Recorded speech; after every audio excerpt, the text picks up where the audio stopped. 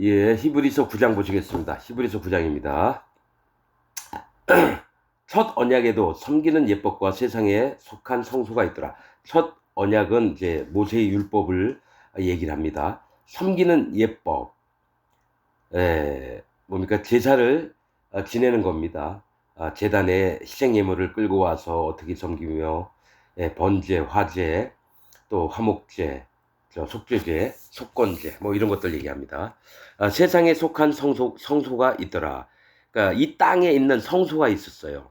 예비한 첫 장막이 있고 그 안에 등대와 상과 진설병이 있으니 이는 성소라 일컫고 성소입니다. 아론이 매일 들어가서 뭡니까? 촛대하고 분향단 거기에 또 놀 수 있는 그런 것들입니다. 거기서 성소라 일컫고 또 둘째 휘장 뒤에 있는 장막을 지성소라 일컫나니 둘째 휘장 뒤에는 뭡니까? 법궤가 있는 자리를 얘기합니다. 지성소입니다. 거기가. 근데 자 여러분 이 4절부터 잘 읽어봐야 됩니다. 3절부터. 왜 그러냐면 모든 목사들이 잘못 알고 있는 부분들이 있어요. 지성소라 일컫나니 금향로와 사면을 금으로 싼 언약궤가 있고 그 안에 만나를 담은 금 항아리와 아론의 쌍난 지팡이와 언약의 비석들이 있고 그 위에 속죄소를 덮는 영광의 그룹들이 있으니 이것들에 관하여는 이제 낱낱이 말할 수 없노라. 이렇게 되어 있습니다. 여러분 이 사실은 이제 어떤 부분으로 설명을 해야 되나요? 여러분 우리가 많은 목사들이 그렇게 해요. 법궤 안에 아론의 쌍난 지팡이와 만나 항아리가 있었다 하는데 그거 아닙니다, 여러분. 법궤 안에는 뭐가 있냐면은 돌판만 들어 있습니다. 그리고 지성소의 그 법궤 옆에 만나 항아리하고 아론의 쌍난 지팡이가 거기 있었지 법궤 안에 있는 게 아닙니다. 왜 그러냐면 또 둘째 휘장 뒤에 있는 장막을 지성소라 일컫나니 금향로와 그러면 지성소 안에 금향로가 있어요? 아니요. 금향로는 지성소 들어가는 휘장 바로 앞에 성소에 금향로가 있어요. 성소에 뭐가 있습니까? 금향단과 또 뭐가 금향로와 또 뭡니까? 떡을 진설병 놓는 상이 있고 그다음에 뭐 촛대가 있습니다. 그러니까 법계 쪽으로 들어간 서쪽으로 있는 데는 금양로고요. 북쪽으로는 진설병이 있고요. 남쪽에는 촛대가 있습니다. 그래서 뭐가 있냐면 그 안에 들어가면은 이제 지성소입니다. 지금 얘기했던 건 성소고요. 거기 들어가면은 법궤가 있고 그 위에 천사들이 두 그룹으로 이렇게 날개가 서로 닿아서 있었고 그 옆에 만나 항아리와 아론의 쌍난 지팡이인데 왜 그러냐면 그 안에라는 말이 있어요. 4절에 언약궤가 있고 그 안에 아닙니다. 그러니까 이게 영이 있어야지 제대로 보는 건데요. 그 안은 지성소 안이라는 얘기지 언약궤 안이 아닙니다, 여러분. 나중에 여러분 솔로몬 때에 법궤만 있고 뭡니까 말씀이 어떻게 나와 있나요? 만나 항아리와 아론의 쌍난 지팡이는 없더라 이렇게 나옵니다. 그게 어디로 갔는지 몰라요. 어디로 갔는지 몰라요. 실제로 이게 사라진 이유도 또 영적으로 얘기하면 다 얘기할 수가 있는데, 그게 이제 지금은 그게 중요한 게 아니고, 언약궤 안에는 돌판만 있었지, 지성소에 만나 항아리와 아론의 쌍난 지팡이가 있었는데, 목사들이 설교할 때는 여러분, 법궤 안에는 돌판과 만나 항아리와 또 아론의 쌍난 지팡이가 있었다. 이렇게 나오거든요. 여러분 뭐 이게 왜 그러냐면은 자 여러분 사람이 지팡이를 짚으려면 어떻게 되나요? 최소한 뭐 1m나 아니면 1m 뭐 80이나 이렇게 해야지 지팡이 역할을 하거든요. 근데 사실은 법궤 크기가 어떻게죠? 한 규빗 반 이렇게 나오던가 그래요. 그러면 45cm 한 뭡니까? 75cm 45cm에다가 2.5를 더하면 60 70cm밖에 안 되거든요. 그 70cm 항아리라면 자기 허리 정도 나오는 이게 지팡이거든요. 아니요. 옛날에 보면은 지팡이 이제 뭐 영화 같은 데 보면 되게 크잖아요. 어떤 건 자기 키보다 높은 것도 있고. 그 사람이 좀 의지하려고 한다면 최소한 뭡니까? 허리 정도는 와야 될 거 아니에요. 그 70cm가 넘을 수 있어. 뭐 사람이 키가 1m 40인가요?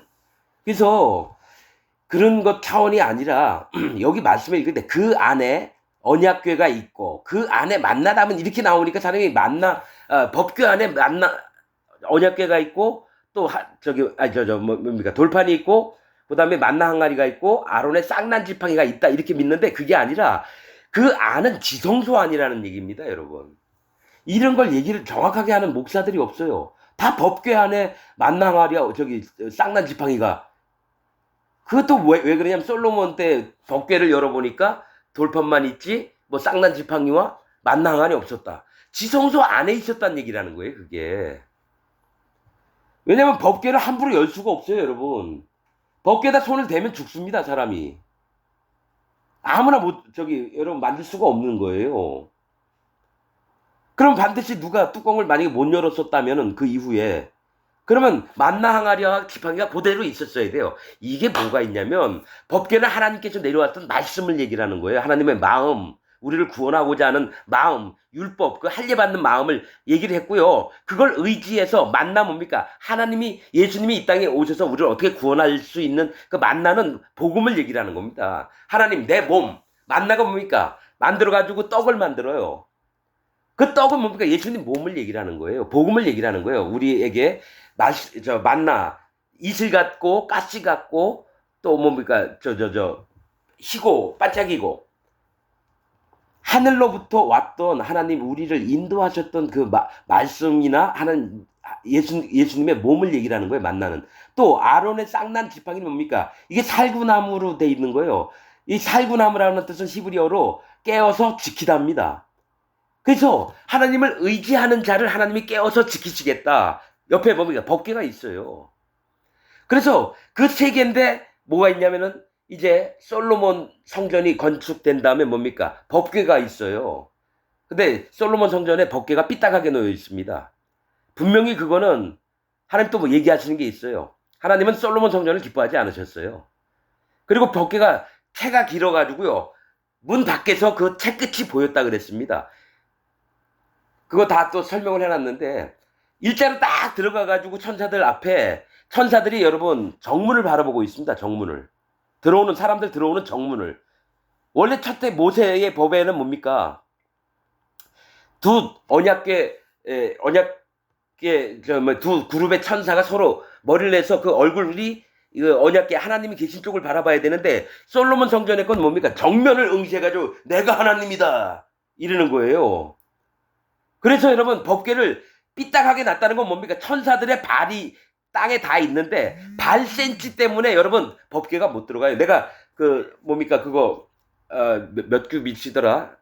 그 규빗 수대로 한번 계산을 해보니까 그 안에 법궤가 다 안 들어가고 채 끝이 성소에서 보이는 거예요. 그러면 안 되거든요. 실제로 하나님은 솔로몬 성전을 기뻐한 건 아닙니다, 여러분. 자, 근데 지금 그 얘기보다, 지금 얘기하는 게, 이 히브리서 기자가 뭐가 있냐면, 히브리인들한테 너희가 자꾸 율법을 따르고, 거기서 이제 그치면은 구원이 안 된다는 걸 얘기하려고 그러는 거예요. 율법의 행위로 구원을 얻을 수 없다. 그래서 지금 예수님이 오셔서 그 율법을 율법의 뜻을 완성시키는 부분들이 어떤 것인지 이걸 좀 설명을 하면서 히브리서 9장이 좀 얘기를 하고요. 8장도 그렇고요. 7장도 그렇고. 자, 그 안에 만나를 담은 금항아리와 아론의 쌍난 지팡이와 언약의 비석들이 있고 그 위에 속죄소를 덮는 영광의 그룹들이 있으니 이거 모세 때입니다. 솔로몬이 아니라 그룹 천사들이 있으니 이것들에 관하여는 이제 낱낱이 말할 수 없느라.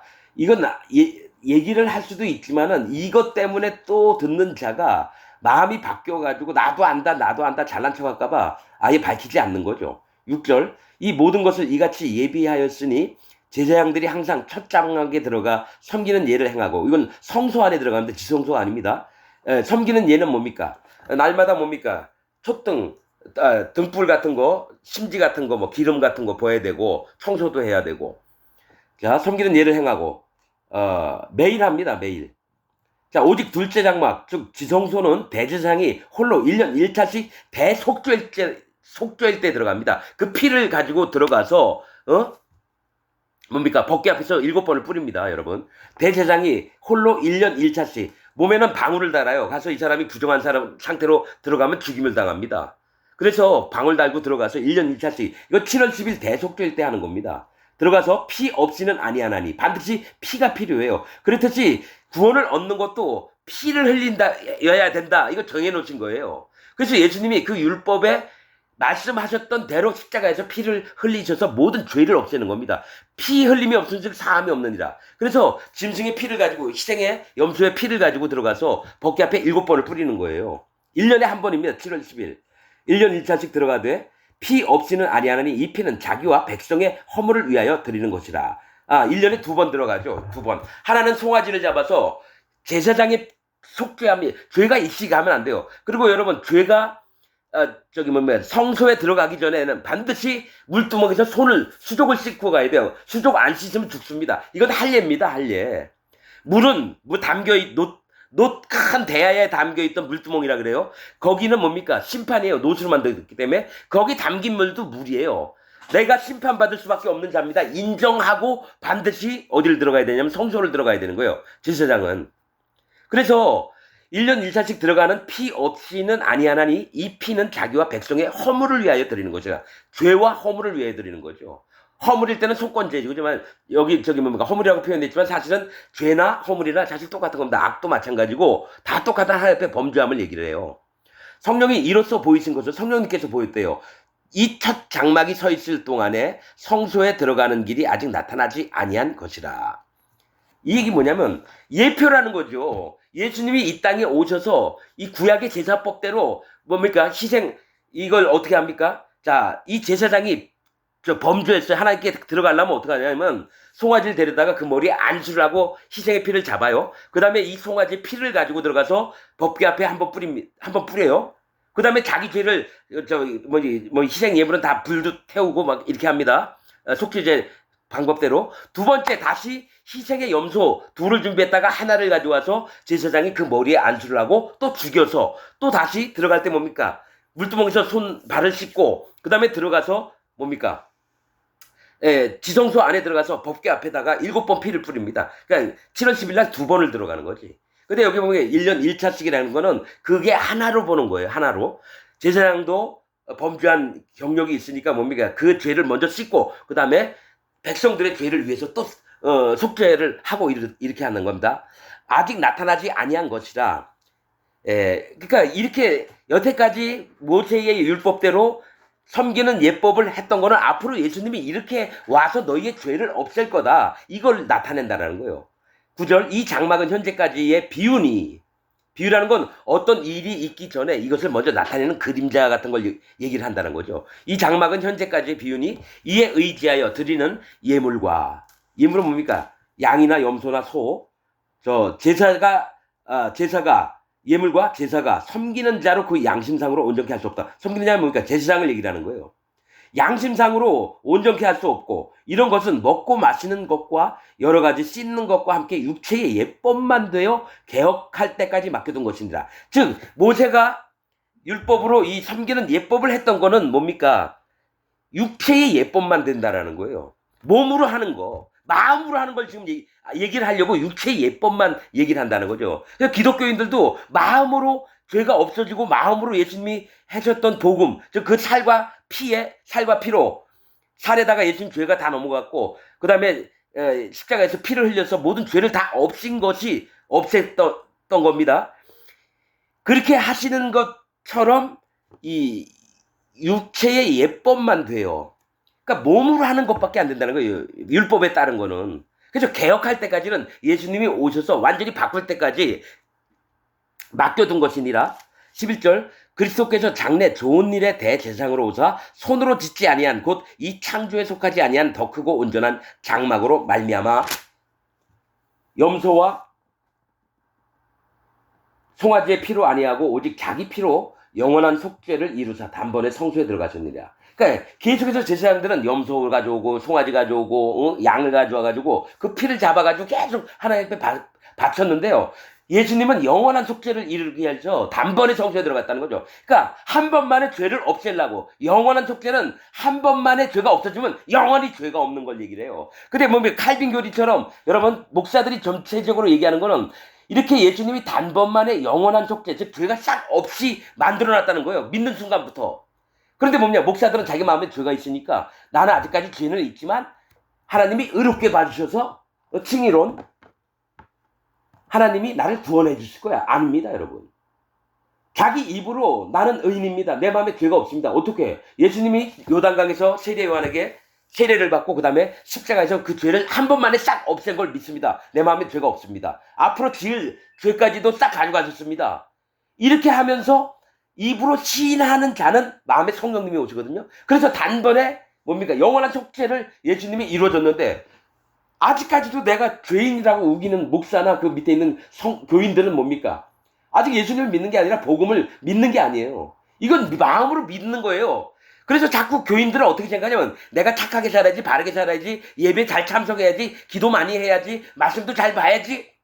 자꾸 율법의 예대로만 하나님을 섬기려고 한다는 거예요. 실제로는 우리가 영이 있는 사람이니까 영으로 드리는 겁니다. 신령과 진정으로 예배를 드리는 거예요. 신령은 마음에 계신 성령님으로 예배를 드리는 거고 진정은 자기 전심으로 드리는 겁니다. 예배를. 대충 그냥 한번 예배 드려도 되고 안 드려도 되고 그 다음에 하나님 앞에 기도할 때도 그냥 하는 척하면 되는 그런 게 아닙니다. 여러분. 오로지 한 마음으로 드리는 거예요. 그 신령과 진정은 성령님의 인도하심을 따라 우리가 예배도 드리는 거지. 마음에 죄가 있고 성령님이 없는 자는 예배는 사단 마귀에게 드리는 거예요. 죄가 있는 자는 사단 마귀에게 드려요. 하나님이 뭡니까? 죄인은 듣지 않으셨다 그랬죠. 또 죄인에게서 떠나시고 라고 얘기했죠. 히브리서에. 죄가 있는 자는 예수님과 함께 안 있다라는 얘기예요. 그 사람한테는. 칭의론을 믿는 기독교인들, 칼빈의 교리를 믿는 자들은 전부 다 그 마음에 죄가 있습니다. 왜냐하면 칼빈이 복음을 몰라요. 칼빈은 복음이 모르고 죄가 있는 상태로 죽었습니다. 그럼 죽을 때 하나님이 의롭게 만드셨다? 그게 바로 칭의론이에요. 여러분 속지 마십시오. 사단 마귀가 어떻게든 복음을 회방하려고 애를 쓴 게 칼빈을 이용했습니다. 천주교는 교황을 이용했고요. 개신교는 칼빈을 이용했습니다. 칼빈, 존 락스, 마틴 루터, 또 뭡니까? 아우스, 내가 발음이 안 좋네. 아우스구시온인가? 내가 저 기억력이 없어가지고. 칼빈이나 루턴이 다 그 사람 교리 따랐어요. 원죄니, 원죄론에 대해서도 다. 여러분, 그러면 이게 뭐가 있냐면 초대교회 때에 복음이 있던 게 끝났어요. 313년 로마 기독교 공인한 다음부터 복음은 없었어요. 복음은 없었습니다, 여러분. 훌륭한 종교 개혁가는 있었어요. 근데 천주교가 싫으니까 진짜 지들 멋대로 하니까 그래서 청교도 이렇게 미국으로 넘어갔어요. 거기서 장로교 만들고 선교사 파송해서 중국도 가고 한국도 오고 한참 있다 오순절 계통도 생기고 뭐. 여러분, 칼빈 교리 때문에 기독교가 완전히 망가졌습니다. 이렇게 얘기하는 목사들이 없어요. 그러나 마음에 성령님이 있는 자는 압니다. 이 사람이 어떤 상태로 신학을 연구를 했고 성경을 연구를 했고 내가 다 역사를 아는 게 아니기 때문에 칼빈은 구원받지 못했습니다. 이건 정확합니다. 칼빈은 죄이시 성경을 연구한 종교 개혁가일지 구원받은 자는 아닙니다. 즉 또 다른 뭡니까? 또 다른 바리새인이나 사두개인이 생긴 거예요. 13절 염소와 황소의 피와 및 암송아지의 죄로 부정한 자에게 뿌려 그 육체를 정결케 하여 거룩해 하거든. 자, 이겁니다. 염소와 황소의 피와 및 암송아지는 뭡니까? 붉은 암송아지예요. 정결케 하는 물을 만드는 재료. 붉은 암송아지. 안 수 없이 잡습니다, 여러분. 자, 암송아지의 죄로 부정한 자에게 뿌려, 진 밖에 있는 자에게 뿌려 그 육체를 정결케 하여 거룩해 하거든. 그럼 여러분, 암송아지 죄를 갖다가 흐르는 물입니다. 그냥 물이 아니라 흐르는 물이에요. 섞어서 성문 안쪽에 놔요. 그러면 성문 안으로 들어오는 자마다 뭡니까? 성문이나 아니면 출입구 쪽으로 뭡니까? 물을 뿌립니다. 3일에 한 번, 7일째 한 번.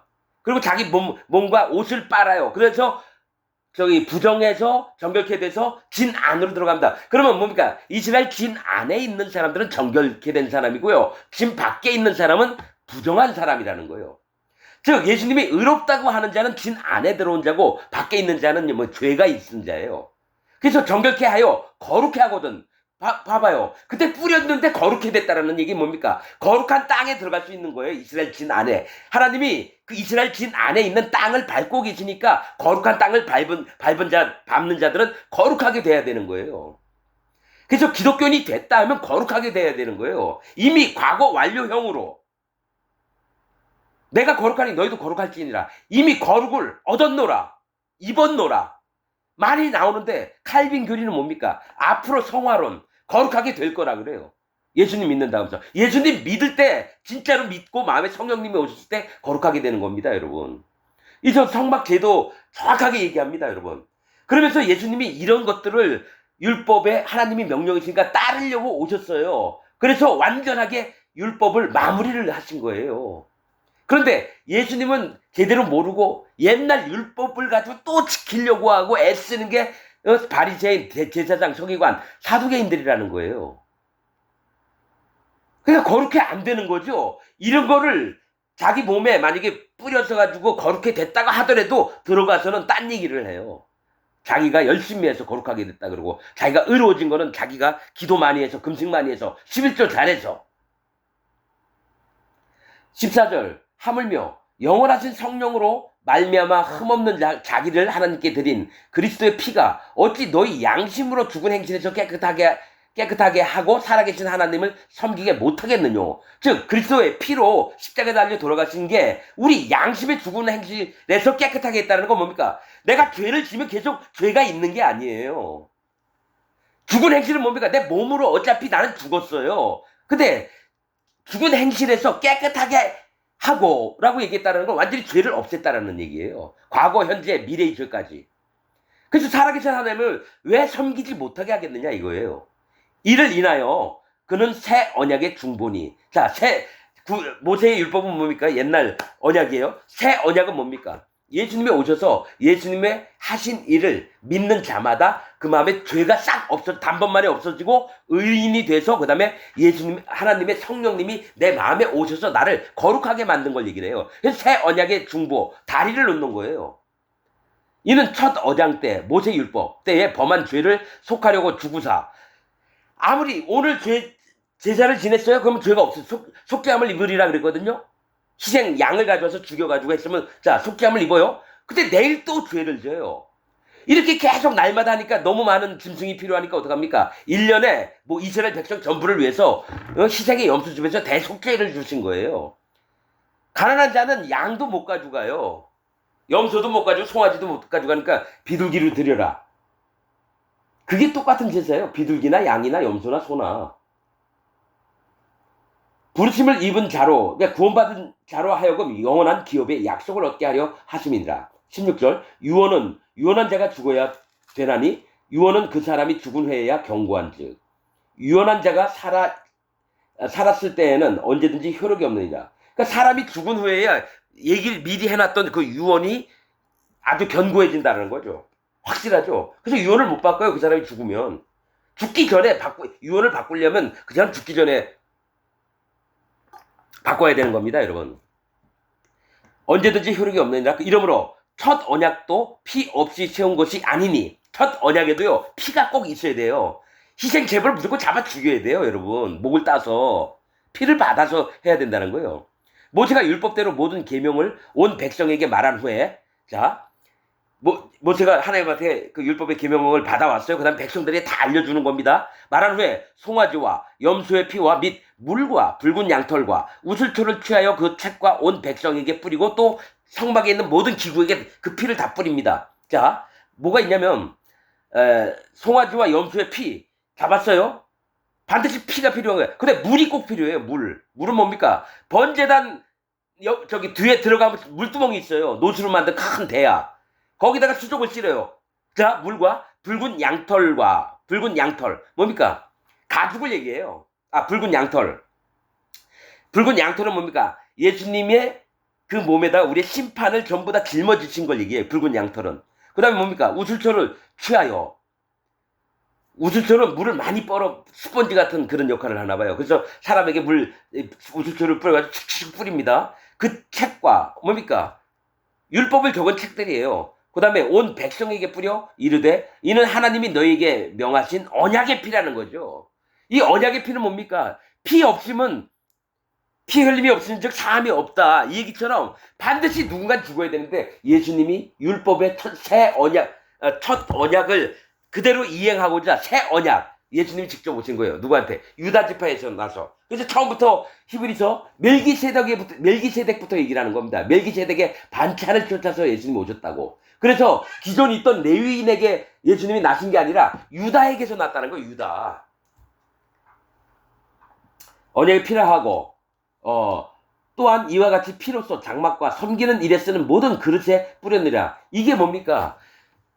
하나님을 섬기는 일에 필요한 모든 그릇이니 뭐 기구들은 뭡니까? 사람을 얘기해요. 거기다 피를 다 뿌린 거예요. 반드시 예수님이 너희를 죄를 전부 다 그 머리에 죄를 다 넘김 받으시고 십자가에서 완전히 죽어주셔서 이게 복음이에요. 복음으로써 여러분 정결케 되는 겁니다. 피로써 정결케 되고요. 복음으로써 정결케 되는 겁니다. 예수님 살과 피 때문에 모두가 다 정결케 되는 거예요. 하나님을 섬기려고 하는 자들은. 자, 22절. 율법을 쫓아 거의 모든 물건이 피로써 정결케 되었대요. 깨끗하게 된 건 피. 이게 뭐냐면 앞으로 예수님이 너를 위해서 피를 흘려서 모든 죄를 싹 없애서 깨끗하게 만들 거다. 정결케 되나니 피 흘림이 없은 즉 사함이 없느니라. 그러니까 여러분 지금 여러분들 목사들이 일주일 딱 교회 예배 드리러 가면 뭡니까? 여러분 우리 일주일 동안 지었던 모든 죄를 회개합시다. 이 얘기하는 목사는 예수님의 복음을 모르는 자입니다. 우리는 남아있는 죄가 없어요. 성경에 뭐가 있습니까? 이 세상에는 죄가 없으되 오직 믿지 아니하는 것이 죄니라. 내 얘기가 아니라 성경이에요. 이 세상엔 죄가 없대요. 왜냐? 예수님이 싹 가져가셨는데. 근데 뭡니까? 목사들이 칼빈 교리를 믿으니까 어떻게 얘기를 하냐면 여러분 우리 일주일 동안 지었던 죄 회개하는 시간을 갖고 예배를 드리도록 하겠습니다. 하나님이여 용서하여 주옵소서. 우리 죄진자 많고 이웃에게 잘못한 자 많고 그렇습니다. 하나님이여 우리를 용서하여 주시고. 그럼 뭡니까? 다시 죄 때문에 예수님이 돌아가신 것을 예수님 다시 우리 죄를 씻어주시려면 하나님 나라에서 또 내려와야 돼요. 예수님이. 그러니까 예수님의 피를 부정한 피로 여기고 성령 회방죄입니다. 그게. 이게 칼빈 교리 때문에 빚어진 사단이라는 거예요.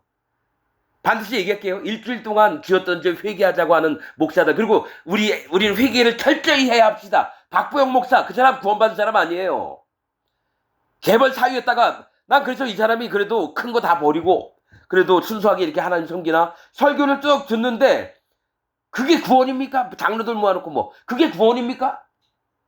자기를 뭐 아는 것처럼 얘기해서 쫙 내가 얘기 듣다 보니까 여러분 우리는 철저하게 회개해야 됩니다. 딱 이 얘기를 하는 순간 별 미친 새끼 이 새끼는 목사도 아니구나. 왜냐면 예수님이 그 죄를 전부 다 없앴는데 또 회개하자 그러는 거예요. 자, 이 얘기하고 똑같은 거죠. 예수님 십자가 달려서 단번만이라고 계속 나와요. 또 나중에 보면 영원히 히브리서에 영단번 이 얘기 나오거든요. 한 번만에 죄를 싹 없앴는데 그 얘기 뭐냐면 예수님도 믿지만 우리도 양하고 염소를 데려다가 번제단에서 제사를 지내야지 우리가 죄사함을 받습니다. 우리가 구원을 얻습니다. 이렇게 얘기하면 여러분들 뭐라고 얘기했어요? 별 미친놈이 다 있겠냐 이렇게 생각할 거 아니에요. 우리는 유대인도 아니에요. 이방인이에요. 번제단도 없어요. 그런데 예수님 십자가에서 우리의 죄를 전부 다 싹 없앴는데 우리 다시 또 염소나 송아지나 양 같은 걸 데리고 가서 또 하나님께 제사 지내는 게 맞는 거라고. 그래서 우리가 속죄함을 입어야 된다. 이렇게 되면 어떻게 됩니까? 그거 기독교인 아니죠. 그것처럼 내가 일주일 동안 지었던 죄 또 회개를 해서 그럼 회개하지 말자. 아니 회개는 그렇게 하는 게 아니에요. 여러분 마음에 성령님이 있는 자도 연약해서요 죄를 짓습니다. 근데 기도하는 방법이 달라요. 하나님 내가 이런 죄를 졌습니다. 정직하게 하나님 앞에 뭡니까? 자기를 인정하는 거예요. 그게 시편 51편에 있습니다. 다윗이 우리아 죽이고 바세바를 마누라 취한 거 가지고 나단 선지한테 혼났을 때 어떻게 얘기하나 보세요. 자기를 인정합니다. 모친이 죄악 중에서 나를 잉태하였으며 내가 근본 죄덩어리입니다. 그러나서 조금만 더 읽어보세요. 뭐가 나오나? 죄인들에게 하나님의 복음의 도를 전하겠나이다. 죄인들에게 도를 전하겠다 그래요. 아니 회개를 하는 입장에서 왜 갑자기 저런 얘기가 나오지? 맨날 용서해달라고. 거기도 용서라는 말은 있어요. 왜 그러냐면요. 진짜 용서받고 싶은 사람들은 뭐가 있는지 아세요? 하나님을 먼저 기억합니다. 그리고 예수님이 어떻게 행하시는지 복음으로 다시 돌아와요. 할례받은 첫사랑으로 다시 들어옵니다, 여러분. 에베소 네가 처음 사랑을 버렸느라. 난 그거 몰랐었어요. 그게 뭔 뜻인지. 처음 사랑? 내가 그럼 예수님 안 믿는다는 건가? 그게 아니죠. 네가 할례받은 마음을 버렸느니라예요. 예수님 만나기 전에 그 마음 자체를 네가 버렸느니라. 이건 영적인 사람만 압니다, 여러분. 마음에 성령님이 있는 사람만 압니다. 자, 피 흘림이 없은즉 사함이 없느니라. 23절. 그러므로 하늘에 있는 것들의 모형은 이런 것들로서 정결케 할 필요가 있었으나 하늘에 있는 것들의 모형은 이런 것들로 정결케 할 필요가 있었으나 하늘에 있는 그것들은 이런 것들보다 더 좋은 제물로 할지니라. 하늘에 있는 것들 뭡니까? 성막을 얘기해요. 모세의 율법에 따라서 그거는 하늘에 있는 걸 그대로 내려온 거고요. 하늘에 있는 것들은 모형은 이런 것들 땅에 있는 것보다 더 정결할 필요가 있다라는 거예요. 그거 하려면 예수님이 계셔야 되는 거예요. 하늘에 있는 그것들은 이런 것들보다 더 좋은 제물로 할지니라. 그리스도께서는 참 것의 그림자인 손으로 만든 성소에 들어가지 아니하시고. 그러니까 예수님은 모세가 성막 지어놓은 이런 데 들어가는 게 아니라는 거예요. 오직 참 하늘에 들어가서 그러니까 하나님이 하늘나라에 성소를 만들어 놨어요. 그 모형을 그대로 모세한테 알려줘가지고 이 땅에서 작게 규모를 축소해서 만들게 하셨다라는 거예요. 근데 참 것의 그림자인 손으로 만든 성소에 들어가지 아니하시고 오직 참 하늘에 들어가사 이제 우리를 위하여 구원받은 자를 위해서 하나님 앞에서 나타나시고 이 대제사장이 해마다 다른 것의 피로서 성소에 들어가는 것 같이 자주 자기를 드리려고 아니하실지니라. 자, 여러분 이게 뭐냐면 1년에 한 번씩 7월 10일 대속죄일 날 돌아오면은 매해 같은 제사를 드리는데, 자, 2025년이 끝나면 2026년, 27년, 28년 계속 새로운 것들로 해야 돼, 다른 걸로. 근데 이렇게 안 하시고 예수님께서는 자주 자기를 드리려 안 했다라는 거죠. 한 번만에 없었다라는 거예요. 근데 여러분 기독교인들 중에서 우리 회개 기도합시다. 그래서 용서해달라고 하면 뭡니까? 아직 내 마음에 죄가 있으니까 하나님께 용서해달라는 거 아니에요. 그건 예수님의 복음을 하나님이 단번에 해놓으셨던 속죄제를 완전히 깡그리 무시하는 거예요. 칼빈 교리에 의해서. 여러분 그렇게 하시면 됩니다. 여러분들은 나를 이상하게 생각할지 모르겠지만요. 자기 교회에서 여러분 회개 기도합시다 하는 목사들 하나님 종 아닙니다. 사단 마귀 종들입니다. 뭡니까? 그래요. 구원파 얘기를 할 때 걔네도 의인이라 그러고 죄가 없다 그래요. 십자가에서 모든 예수님의 죄를 다 가져서. 나도 성경에 있는 거니까 똑같은 건 얘기를 할게요. 걔네는 화인 맞은 양심이에요. 구원파는 여러분 할례 받지 않고 예수님 십자가를 바로 믿었어요. 그래서 회개를 여러분 걔네들도 합니다. 잘못하고 잘못했다고 해요. 근데 진짜 회개는 안 하죠. 회개의 의미를 몰라요. 그래서 걔네들은 죄를 져도 자기 구원받을 수 있으니까 죄를 심상히 여깁니다. 아무렇지도 않게. 그러니까 그라치 합창단 바옥수 딸년이 여중생인지 여고생 온몸에 멍들게 하고 죽였잖아요. 걔네들 그런 놈들이에요. 열매를 보아 나무를 안다고. 진짜 하나님의 백성들은 어떡합니까? 얼마나 두려워하는데요. 하나님이 얼마나 엄하신 분이신데 함부로 못합니다. 여러분. 옆에 있는 형제한테도 막 욕하고 막 큰소리 치고 막 지랄하고 그런 거 없어요. 얼마나 귀한 형제님인데 하나님이 그를 위해서 예수님이 죽어주셨는데 함부로 얘기를 못합니다. 여러분 얼마나 귀한 분인데 그 마음에 성령님이 계신데. 근데 사이비 교주들 이런 놈들은요 진짜 다 양심에 화인 맞아요. 사단 마귀가 가서 도장을 찍어놓은 놈들이에요. 구원파 마곡수, 신천지 이만희, 통일교 문선명, 누구죠? 수봉교회 조용기 같은 놈들. 그리고 또 구원파 중에 여러분 뭡니까, 장창선이라고 하는 놈이 있습니다. 새생명선교회. 그런 놈들 마음에 보면요, 사단 마귀가 도장을 찍어놨어요. 하나님의 백성들은 성령님이 와서 도장을 찍는데, 사이비 이단 교주 놈들은 사단 마귀가 이렇게 도장을 찍어놓은 걸 봐요. 그래서 그가 불쌍해서 복음 전해줬다. 어떻게 할 것 같습니까? 절대로 안 돌아옵니다. 하나님 곁에 다시 안 돌아옵니다, 여러분. 저는 알죠. 왜냐? 그가 갖고 있는 이 땅에 잘 먹고 잘 살면서 다 누릴 거 누리고 밑에 사람 다 예예거리면서 머리 수그리고 자기를 접대해 주니까 그게 싫으니까요. 안 나오고 싶어요. 그래서 복음은 믿음은 모두의 것이 아니니라. 그겁니다. 즉 구원받을 자. 그래서 택하신 자라고 하나님이 계속 얘기하는 거예요. 예수님도 택하신 자라고. 그 마음이 진짜 할례를 받은 자만 구원 얻습니다. 여미마, 그시야, 게르나뿌, 그게 요새 맨 마지막에 있는 건데 그 딸들의 이름, 그게 구원받는 순서입니다, 여러분. 참 그쪽으로 생각하고 이렇게 마음이 답답한지 모르겠습니다. 사실은 누구든지 다 구원받기를 원하는 마음이 있지만 지금 이 시대에 여러분 저기 선지서에도 많이 나오죠. 거짓 선지자에 대해서 얼마나 책망을 합니까? 너희가 여호와의 저주 아래에 있느니라. 너희가 멸망의 길을 자초하였느니라. 하나님이 너희를 듣지 아니하시고 영원한 형벌을 주시느니라. 이게 듣기 좋은 소리인가요? 여러분, 안 좋은 소리인데 수도 없이 합니다. 선지서에 보면. 그럼 지금은요, 똑같이 얘기를 해야 되는 거예요. 진짜 하나님 종은요, 뭐 남들이 듣든지 말든지 하나님 하시라는 얘기 그대로 해야 됩니다. 내 이름까지 거론하는 이유는요, 그 밑에 있는 자들 중에 한두 명이라도 나오라고.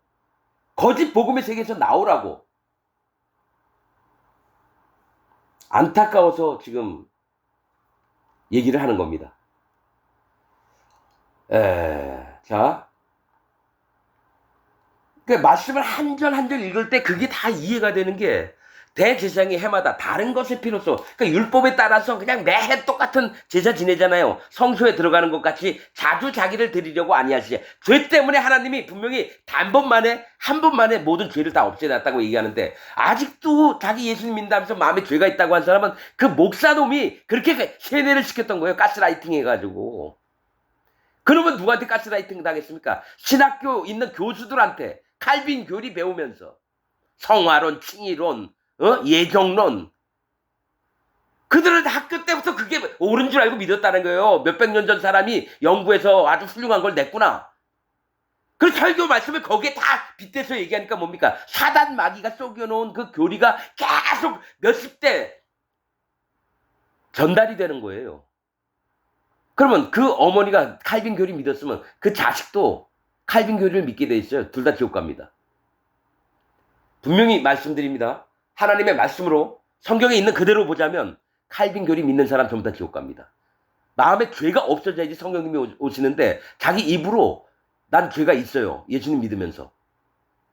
성령님이 안 오시고 심판록 책에, 행위록 책에 이름이 기록됩니다. 생명록 책에 기록되는 자는 정결하여지고 의로워지고 죄가 없고 마음에 성령님이 있어서 도장 찍음을 받은 자들. 성령으로 인치셨습니다. 성령님이 도장을 찍었다는 거예요, 내 마음에. 그러면 뭡니까? 하늘나라에 있는 생명록 책의 이름에 내 이름이 올라가는 겁니다, 여러분. 이건 성경에 있는 내용입니다.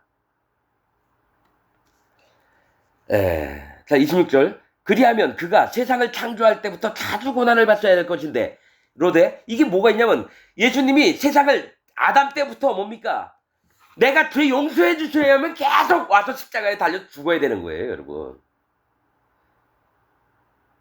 그게 이 얘기라는 거예요. 그가 세상을 창조할 때부터 자주 고난을 받았어야 할 것이로되, 해마다 들어갔다는 거예요. 모세의 율법에 따라서 7월 10일 대속죄일 날.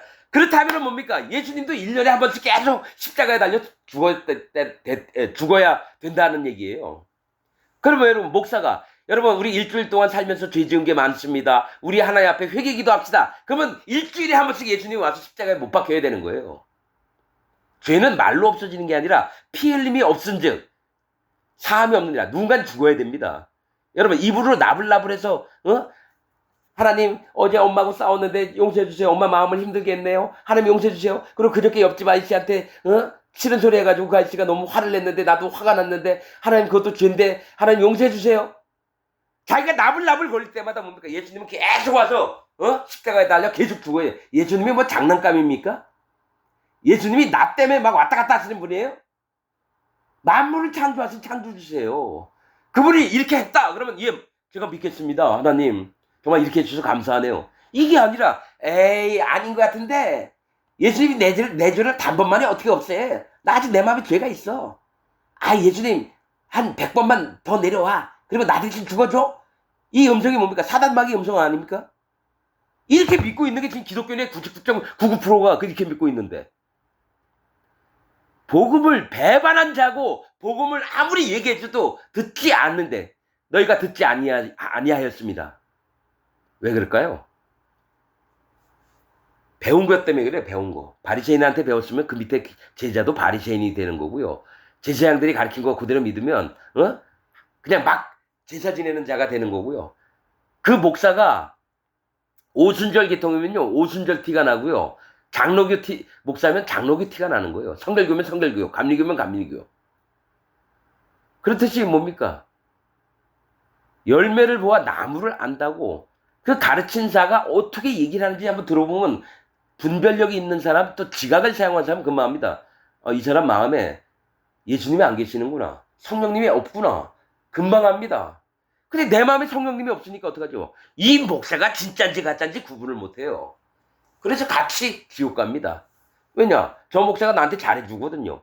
그러니까 계속 따라다녀 보니까 저 사람 얘기 들으니까 나도 저 높임을 받고 평신도 있다가 집사 될래요? 집사 됐다가 장로 될래요? 장로 됐다가 그만하게 우리 존경하는 목사님이 있는데 나를 이렇게 보고 계신데 여러분 어떻게 생각하십니까? 그래서 같이 닮아가요. 왜 그럴까요? 가르친 놈이나 배운 놈이나 똑같은 놈이죠.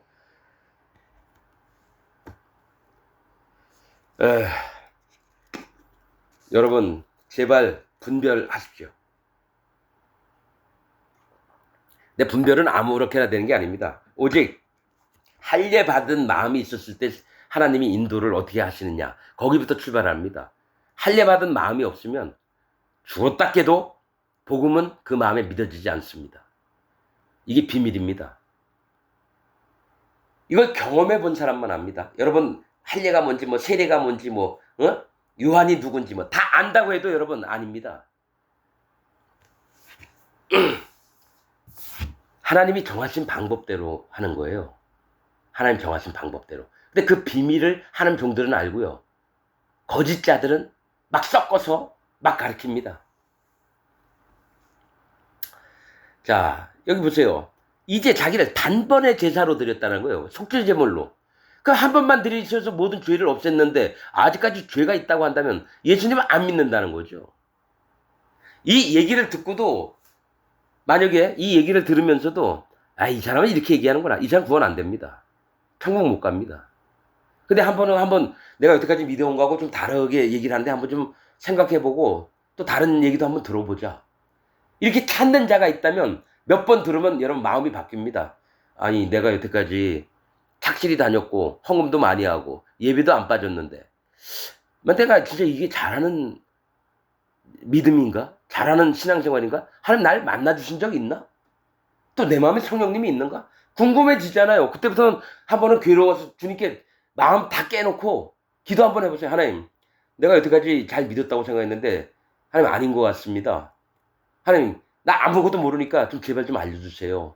어떻게 하나님 만나는지 또 성령님은 어떻게 받는지 그냥 어렴풋이 말고 그냥 선명하게 좀 보여주세요. 하나님 이 기도 들으세요.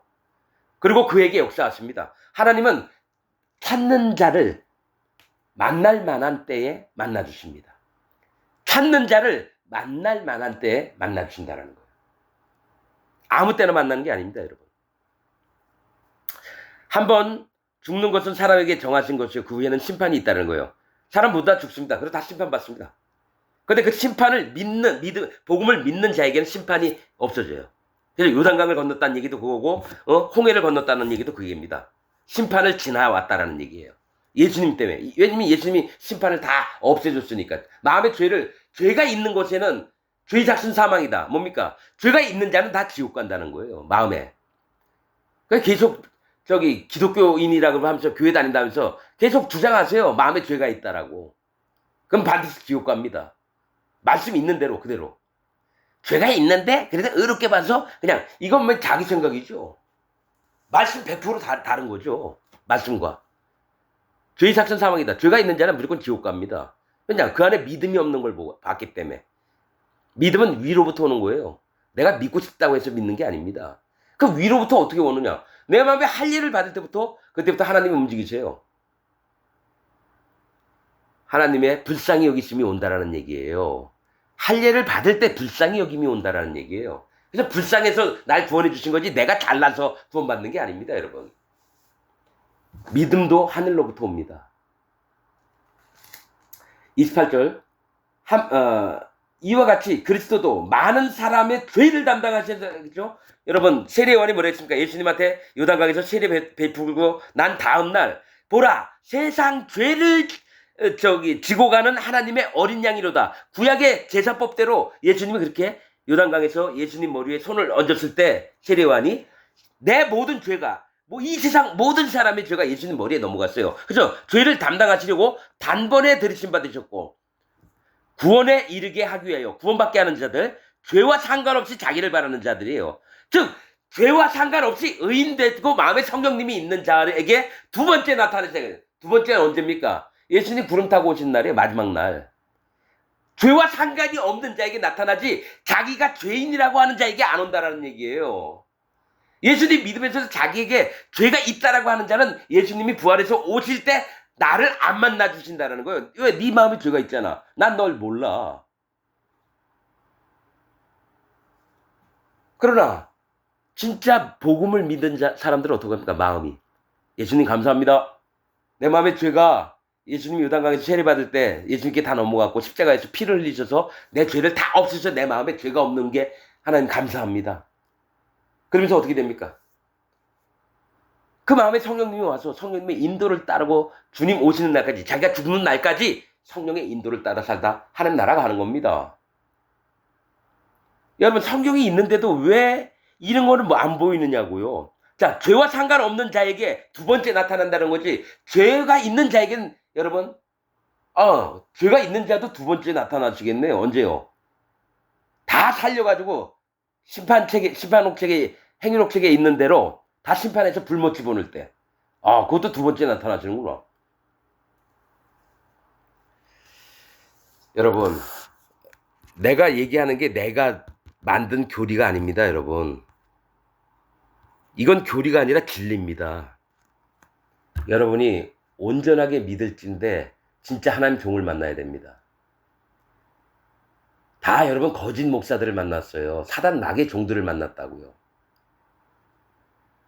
여러분들이 아무 유튜브 이 목사님 설교 어떻냐고 저한테 한번 물어보세요. 내가 그 사람 설교를 들으면서 한 부분 한 부분 다 지적해서 여러분 이 사람 마음에 하나님이 없습니다. 얘기할게요. 누굴 비판하려고 하는 게 아니라 그가 복음만 가지고 있다면 난 100% 쌍수 들어서 잘했니 잘못했니 안 따집니다. 딱 그 마음에 성령님이 오셨다. 그 마음에 죄가 없는 의인이고 진짜 복음을 믿는다면 전 절대로 입 밖으로 안 꺼냅니다. 그러나 보는 자들마다 다 가짜 목사들인데 사단 마귀의 종들인데 목사들이라고 하는 놈들이 그 지적을 해야죠. 하나님 종으로서. 그래서 그 밑에 있는 영혼들을 건져내야 되는데 그럼 어떡합니까? 이렇게 얘기할 수밖에 없어요. 내가 뭐 조용히 살살 거룩한 척하면서 아니에요. 하나님 그런 분 아닙니다, 여러분. 오히려 그렇게 했다간 제가 맞아 죽습니다. 하나님 명하신 대로만 할 수밖에 없어요. 여러분들에게 자주 하는 얘기지만 자각하고 분별하는 믿음을 가지시길 부탁드리겠습니다.